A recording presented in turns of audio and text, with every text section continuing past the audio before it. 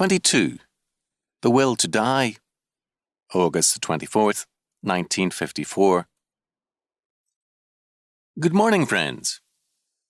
One of the more significant facts about man is that he often has a driving will to die. Life is so dear to most of us that we find it difficult to comprehend that anyone should be possessed of a will to die, and yet the fact has had abundant documentation from modern psychiatry and other studies. Men have different ways of showing this self-destructive impulse. With some, it is seen in alcoholism, and in much drinking there is this latent suicidal impulse, a desire to drown part of one's life by smothering the mind and conscience with liquor. With others, it is seen in gambling. The gambler inevitably loses, and he knows it. If he wins, he feels that he must continue because we are told by Dr. Burglar he has a desire to lose, to ruin himself and to inflict punishment on himself. The dope addict, the reckless driver who flirts with death, these and others like them are characterized by a will to die. This, of course, is not normal. We're told that this destructive impulse is a, quote, deep-rooted desire for self-punishment, end quote. Now this is a most important point to the Christian thinker. What modern studies, both psychiatric and psychosomatic, reveal is that man punishes himself when he feels that he has transgressed or is likely to transgress. In other words, a deep-rooted sense of guilt drives people to self-destructive activities and to reckless chance-taking because they thereby unconsciously punish themselves for their sins of thought, word, or deed. To the men who are responsible for these studies are in the main not Christians and would perhaps object to a Christian interpretation of their data, but even they are often compelled to borrow the language of theology to explain their data. What does this desire for self-punishment point up for us as Christian thinkers? First of all, it testifies eloquently to the fact that man was created in the image of God, although that image is broken by the fall of man. Yet it witnesses against man and makes punishment inevitable. Man knows that the penalty for the transgression of God's law is death, and having transgressed, he is tormented by an impulse to death.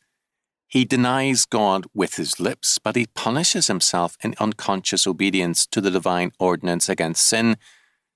We cannot escape from God, since he created us. Every nerve and fibre of our body witnesses to him and for his law against the rebellion of our lips and mind. We may deny his judgments, but we only end up by fulfilling them against ourselves.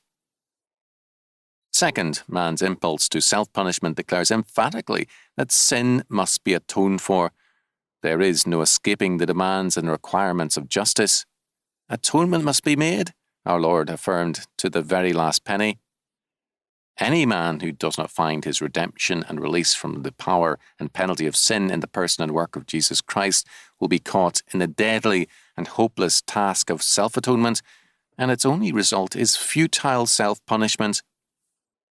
Sin must be paid for, and the atonement will be made either by Jesus Christ, or we will pay for it by our own self-inflicted impulse to punishment and death. We live today in the midst of a generation which is driving itself to death.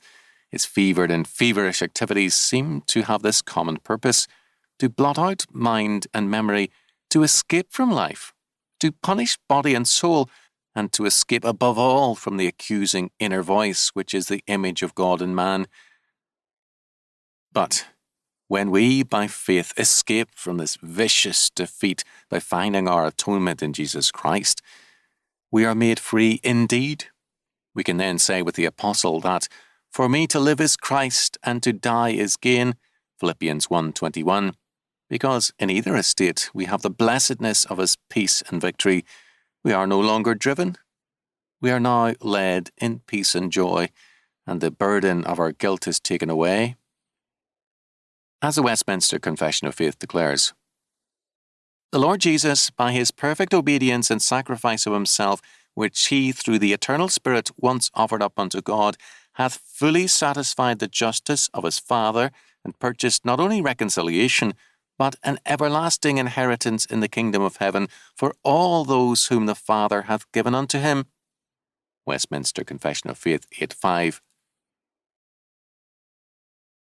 To all those for whom Christ hath purchased redemption, he doth certainly and effectually apply and communicate the same, making intercession for them, and revealing unto them, in and by the word, the mysteries of salvation, effectually persuading them by his Spirit to believe and obey, and governing their hearts by his word and Spirit, overcoming all their enemies by his almighty power and wisdom, in such manner and ways as are most consonant to his wonderful and unsearchable dispensation. Westminster Confession of Faith 8:8.